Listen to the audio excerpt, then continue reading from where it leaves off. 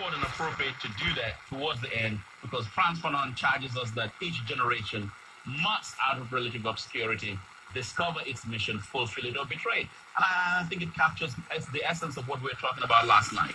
Yeah, and again, what I was saying, the beneficiaries of wealth inequality have a vested interest in assisting the have-nots, those that have been exploited so that they might be wealthy. Otherwise, the many will rise up against the few, and it will not be a pretty picture for the have. Right. Let's go to Brian. Brian, I know you've been waiting. A question or comment for Sam Riddle? It's no problem, man. Most of you guys are superheroes and super fam. I'm glad I met you, brother. But, man, nobody can ever say anything about you. Oh, it's all good. They can say whatever they want to.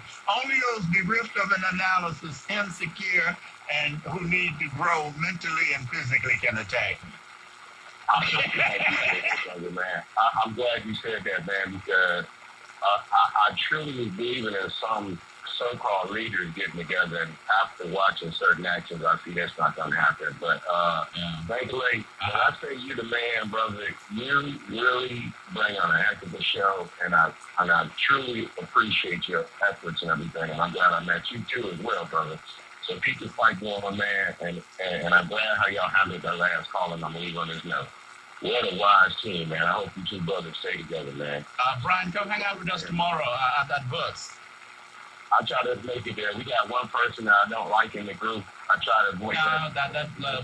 Look, Dr. Okay. But Dr. King says we'll get it together. No, but remember, Dr. King says taking the high plates of dignity. Yeah. And all I can do is show love. I would not wallow in hate. No, we don't want to do that. But we're cool, Brian. It's all good. So I'll see you at Burt's tomorrow. We're hanging out tomorrow at Burt's. Red Line coming to you live from 12 to 2 p.m. tomorrow at Burt's Marketplace. Sam Riddle will join me.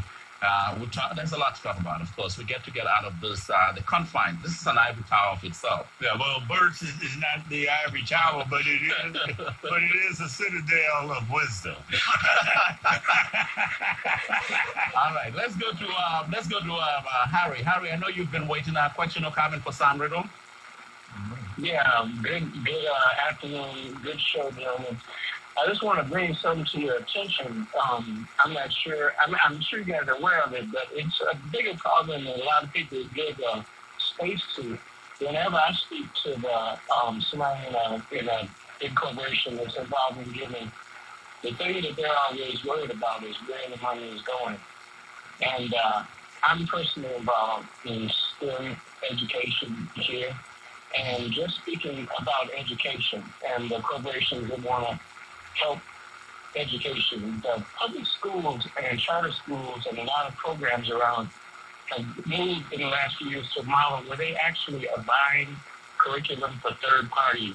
Mm-hmm. Because with the Common Core requirements and the testing requirements, the schools can't get the results, with the traditional means. So they're bringing in third parties that are doing training for different things to hopefully bring the scores up in these schools.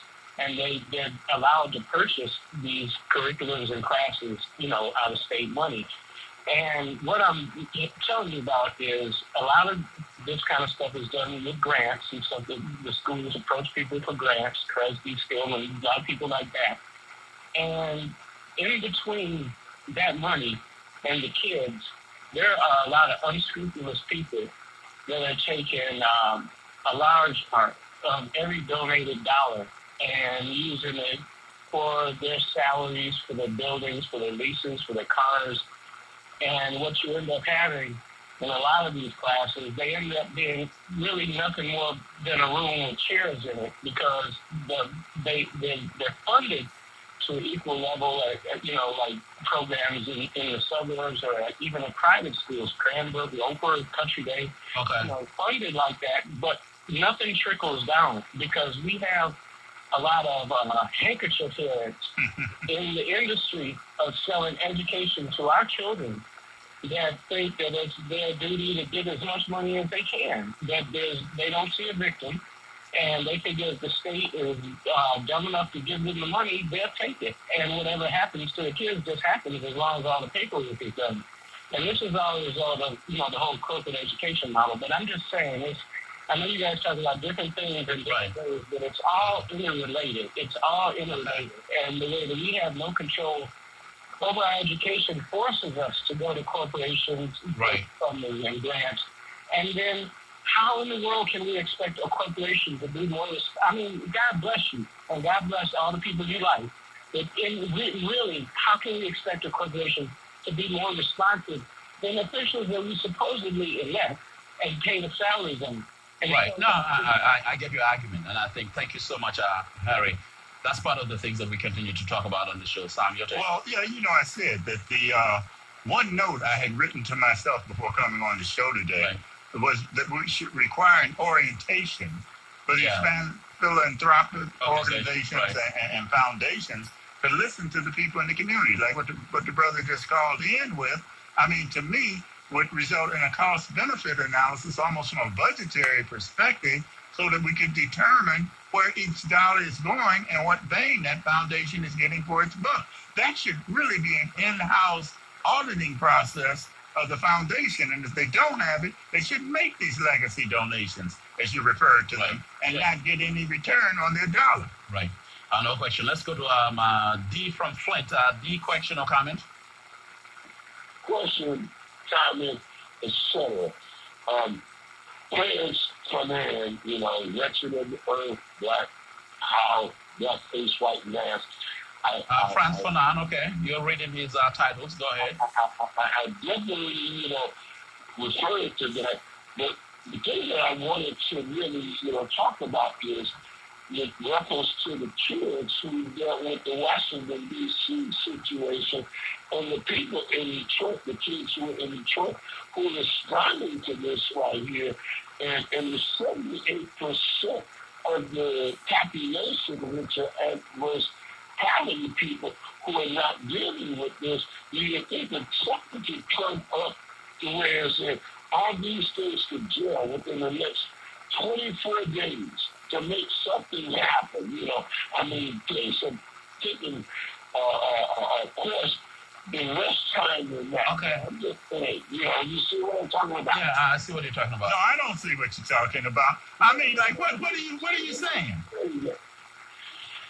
How can kids and people, with reference to coming together in a national action network can also be a part of this, can also get some children involved with these individuals. So we're talking about foundations. Right.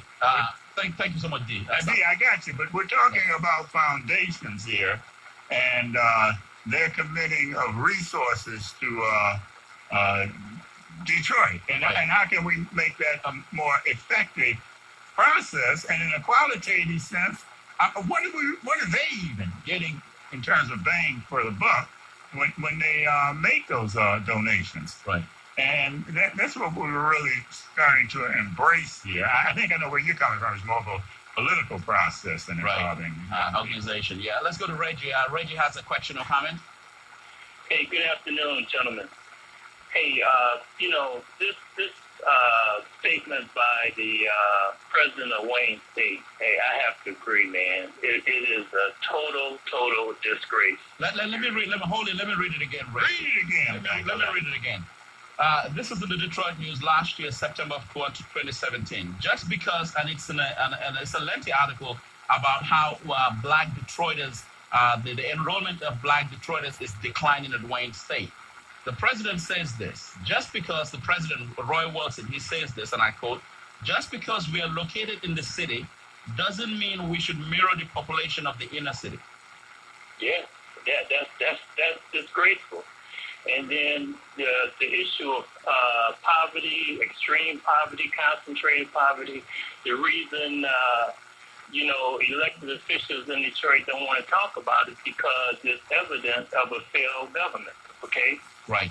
The third point is, you're right. The foundations, the philanthropic community, they give millions, sometimes billions, but we have to keep in mind that sometimes with all their contributions, sometimes they want to become the ruler. So we got to keep that in mind. And so, hey, Bankalay, Sam, you guys keep up the good work. Thank you so much. Let's go to Brian B. Brian B, question or comment? Yeah. How you doing today, Bankalay? We're doing good, man. Look, it's one problem here that I have. It appears to me that you focus on negative impacts that's going on in the city. And then... No, let him say it. Wait a minute, Bankalay, please. Okay, go ahead. If someone doesn't agree with you... No, I love where you're going. I love where you're going because I'm about to make my case. Go ahead. Right. Let me finish saying what I'm saying, please. You know, when someone doesn't agree with you, you cut them off. You talk over them. And I think that's not the way you do business as a professional. Okay. I think it's outdated. Now, Okay. No, I'm not gonna cut you off, but here's what I'm gonna do. I'm gonna proofread what you're saying because it's totally out of context. One, I'm a professional journalist, and you're not. You can't tell me about my job like I can't sit here and pretend to be a lawyer or a doctor because I'm not one. So I would not appreciate you calling my show and tell me how a professional journalist. No, hold on. How I should conduct. Okay. And I've been. No, listen, brother. I've been in this business for a while. So this is not my first rodeo hosting a show here. I've hosted multiple shows, and so you don't have to like what I say. Now, I will let you speak as long as you don't disrespect me or my guests. You know, even if they are of the opposite idea or philosophy, I won't let you disrespect them. So if you call in, you can make your case without having to insult me or to disrespect me. I will let you speak. I never insulted you. Okay, so don't tell me how I conduct myself. I like the way I conduct myself. Right? You don't have to like my style. There you go. I cannot talk to you. You're biased against people who do not agree with you. Okay. And I'm going to tell you that. You know? Okay. And I'm going to tell you. And guess what? And I'm going to come and see you Thursday, and I'll tell you to your face. Okay. You're biased. I'll see you Thursday, Bert. But here's the deal. Just remember this, Bankalay's the nice guy. Well, listen. If you come on Thursday, you can see us. Listen. I'm talking to you, Sam. Listen. To the Bankalay. Brian, you can come on Thursday and talk to us, but don't misbehave because we're going to have the police escort you out. Oh, we don't need to all this. No, that's not necessary. No, it is not, but I'm going to tell you that because when you tell me you're coming to tell me in my face, you can come. I would love to meet you, but make sure you conduct yourself in the right way. If not, we may have DPD escort you out of the birthplace. No, that's not necessary. Okay, all right. You might move, and I'd like to meet you in person. Okay, great. Okay, wonderful. I'm looking forward to it. But let me make my case as to why. You don't have to. You don't stay with me, Brian. You don't have to like. You don't have to like what I say. But and guess what? There are enough shows on this station and around the city in the marketplace. There are enough in the marketplace of ideas in Detroit. Let me finish. There are enough radio programs, radio shows, and media outlets, and more than enough that have the exact opposite viewpoint that is expressed here on Red Line. Okay? So if you're on the other side, don't worry about it. The only reason why you worry about what Bankalay is saying or what comes out of Red Line is because perhaps you think that in fact the ideas espoused on this show have some sort of You guys are biased against people. You know, you're biased against Duggan. I see what okay. Now you're coming. Okay. So you run around, went all over again. You know, you run around the No. Bankalay. What? You all talk people. You're biased against Duggan. Yeah, man. You said what? Have a great day, Bankalay. So this guy right here is threatened by the ideas espoused here. Because Red Line is just one of many shows in this city. Yeah, and you're not a hater. You know, and you're basically...